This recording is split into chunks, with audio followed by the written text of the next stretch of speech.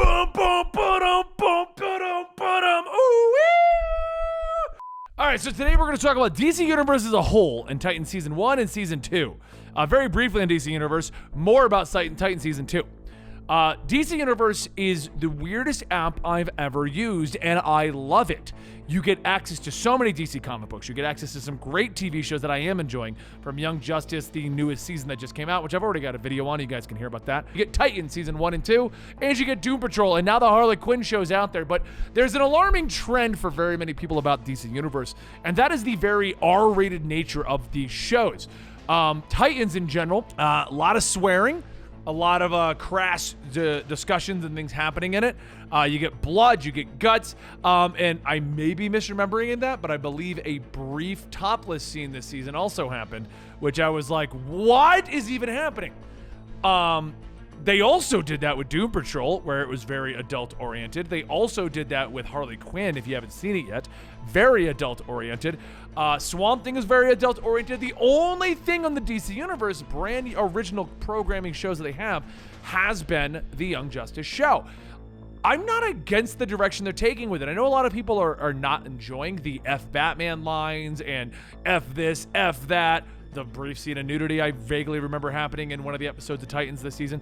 But at the same time, I feel like the DC Universe, which bills itself as the ultimate DC source for fans, is catering to its DC fans, which a large majority of have aged, have matured, are over the age of 18 at this point, and we wouldn't mind more darker, edgier stuff in our DC Universe. That's not to say that I want a bunch of emo-laden shows, and that's kind of what we're going to talk about with the Titan Season 1 and Titan Season 2.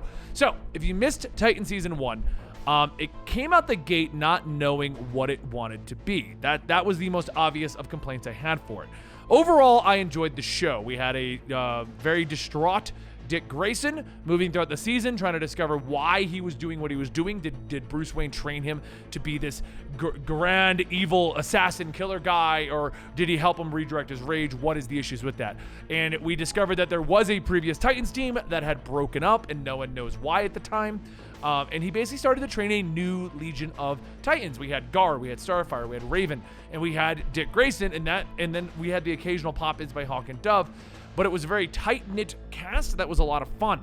I enjoyed the overall show almost every Friday, watching it on a nightly basis with my wife. We both enjoyed it. We thought it was a great show. For the record, we like Doom Patrol more. But anyway, I'll get back to that. But Titans also had a lot of issues, where you could tell that when the show was greenlit, they didn't know how long this whole DC Universe app was going to last. They didn't know where the budget was coming from, and they obviously didn't know if Titans was going to make it past its original season. So what they ended up doing was, I guess, planning a season that was going to end and conclude the Titans storyline, but midway through, they decided to extend it. So notoriously at this point, Titans got renewed for Season 2 based on preview showings of Season 1's first episode. So they hadn't even finished filming Season 1 yet. So midway through the season, there was a hard shift, as they didn't resolve any plot lines because they wanted to leave them on cliffhangers for Season 2, leading to the inevitable final episode, which was a giant battle of Dick Grayson versus Bruce Wayne, which was cool, but not at the same time. Anyway, that led us into Season 2. I don't want to waste too much time in Season 1. We're on Season 2 now. And the question was, will Titans course correct what's going on? Will it give itself a sense of direction, an idea, and what it is doing? I felt like it might have come together towards the end, but let's start it from the beginning. So the season started off with the finale to Season 1. Like, there's no way else to look at it. They said that they did not do the true finale because they wanted to use the increased budget from Season 2 on Season 1's finale. We got a very shoddy CG Trigon, and we got a final battle between them, which resolved the plot, was fun for what it was. I kind of wish they just wrapped it up in Season 1. After that first episode, we got into the real Season 2. Dan and I on our show that we talk about on our Patreon and on our Comicstorian podcast network, which is located on Twitch and at Comicstorian TV, both of which I'll link down below. We've been weekly talking about how that first episode really wasn't the first episode of the season. It was the conclusion to Season 1. So Season 2 officially kicks off after that, and we discover why the original Titans broke up, which led to a lot of fun episodes of the original Titans from Garth. I think it's Garth. I always get the Aqua lads mixed up. But Garth, Donna, Dawn, Hank, and Dick. They were all the original Titans. And how they were on a mission against Dr. Light. The mission went sour. Garth got killed. And that kind of broke up the group because they decided to use Deathstroke's son against him. If you don't know who Deathstroke's son is, it's Jericho. And that's the story we get. We get like a flashback sequence explaining all of this. While this is going on, the core Titans cast became almost problematic with how bloated it became. The core Titans cast became very much about Dick Grayson, Donna, Hank, and Dawn. But they then threw in Rose. They threw in more Jason Todd. We got a little bit of Raven, a little bit of Starfire, no Gar, to the point where he finally shows up like 6 episodes in, like he woke up from a nap and literally goes, "What did I miss?" So we wouldn't even count Gar on that, you know? We had like 8 to 10 people on constant rotation because they also introduced a Bruce Wayne, which at the end of the season, the guy pseudo grew on me. I can't pronounce his name. He doesn't look like Bruce Wayne to me. He doesn't look like he'd be Batman. I feel like he would have made a better Alfred character. At the end of the season, especially after the big battle sequence against Nightwing, okay, I can see him for what his version of Bruce Wayne is. Not gonna rank very high on my list of Bruce Waynes though. But I mean, he at least, I think towards the end kind of pulled it off. He's obviously a British actor who doesn't know how to do an American accent very well. Not to say that I can do British accents very well, but you could definitely see the slipping in his accent. Anyway, that's my opinion on that Bruce Wayne. Too old. I feel he did okay by the end of the season, but I felt like it was a weird casting choice. The season in general, though, up until about episode 9, me and Dan on a weekly basis literally had no idea what was happening, okay? We'd have one episode that was all about Superboy and Superboy breaking out of Cadmus. We'd have a whole other episode all about the original Titans in the past. We'd have a whole episode about Jericho. We'd have a whole episode about Deathstroke. We'd have a whole episode about Gar and Connor. We'd have a whole episode about Nightwing being fed up and decided to get himself thrown in prison. Then we'd have a whole... For almost, not counting the first episode, I'd say for almost 8 to 9 episodes, every episode was in a different direction, telling us a flashback, a current day. And it was weird because you didn't quite know what was happening.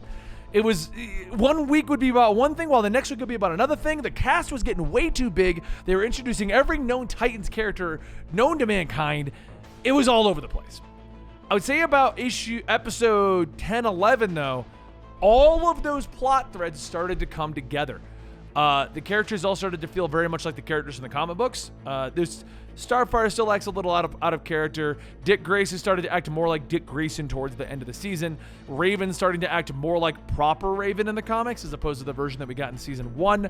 Her powers don't make any sense. From season 1, she didn't even know how to do anything, and now she can like heal people from the dead.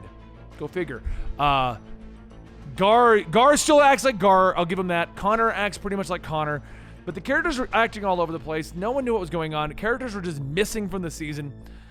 I enjoyed season 2, but there's just so many problems with it because of the disjointed nature of telling the story.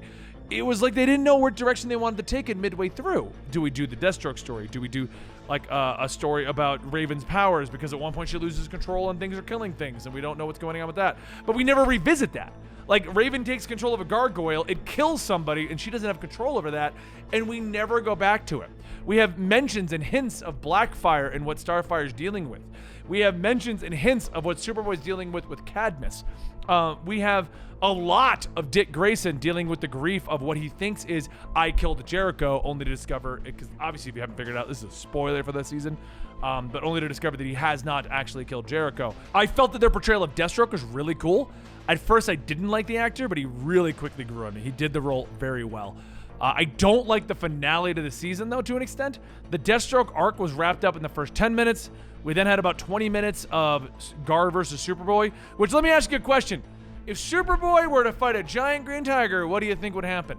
If your answer was Superboy immediately uppercuts the tiger and he pretty much runs away, that's how that fight went. But then we had Donna versus Superboy for a couple of hits. and then Donna randomly dies. I was very confused. Like, everything up to the Donna death in the final episode was really cool. I enjoyed it. And then Donna dies, and it's like, okay. But then they lead it into, here's the new Titans, and Raven's gonna leave to try and revive Donna from the dead. We're gonna deal with that for season 3. What I'm getting at, I know it sounds like I'm rambling. I know it sounds like I'm all over the place, but that's what this season was like. The season had a lot of awesome moments and a lot of highlights and a lot of things that I really enjoyed about it. And I will, without question, be watching season 3. But the entire time through this season, it was like watching a rambling YouTuber try to tell you about the season. It was all over the place. You'd have plot points come up that you enjoy, and they wouldn't show up for later. How many times have I reviewed a comic book and then I just forget what I was saying and I don't tell you guys about it? Like, it was fun. It was awesome. The ultimate question comes down to, would you pay for DC Universe to watch just Titans? And I sadly would say no. Now, if you haven't watched Titans Season 1 and 2, you haven't watched Doom Patrol, you haven't watched Young Justice, I say the DC Universe app is 100% worth it. The new Harley Quinn show is amazing. You need to watch that. But as far as Titans go, I feel like every season we walk out of it and we're like, that was cool. I hope season 3 wraps it up. You know, like, it's weird. You always just want a resolution from this show, and you're not truly getting it. It's good for what it is. It cleaned up a lot of the character personalities. That was fun. I liked that. They all act like they're proper characters. They're still swearing. You're still getting random scenes of nudity and things like that. It's still a very mature Titan show. I still really do enjoy it, and I love most of the characters. Even Jason Todd, although I really want to know what they're going to do with that. It's just so weird. It's like, this is the flagship show for DC Universe, to the point where there's leaked rumors that Hawk and Dove are getting a spinoff, Superboy's getting a spinoff, and Red Hood is getting a spinoff. First off, where's Red Hood even going to come from? The kid that's playing Jason Todd is way too young to be Red Hood, and we've never even met a Joker. Like, that's just it. It's a very disjointed season, and if you sit through the whole thing, you're gonna like it because you devoted the time to it. But I wouldn't go out of my way to watch it. I wouldn't. If you have DC Universe, check it out. If you don't, check out the other shows in DC Universe first. This is definitely an awesome app. I love it. The comics, the shows, the merch. The app is great. But definitely Titans should not be the poster, boys. I guess what I'm getting at. We need to make Doom Patrol or Harley Quinn or even Young Justice the poster child of the DC Universe app. But what did you guys think about Titan Season 2? Did you enjoy it? Did you not enjoy it? Did you like their portrayals of all the characters? Let me know in the comments down below. Also, let me know what other show you want me to talk about, because we're going to start going through The Flash first half of the season, and Supergirl first half of the season, and Batwoman first half of the season. Regardless of what you all say, and there are problems with it, I still enjoy Batwoman, so deal with it! And I'll see you guys next time right here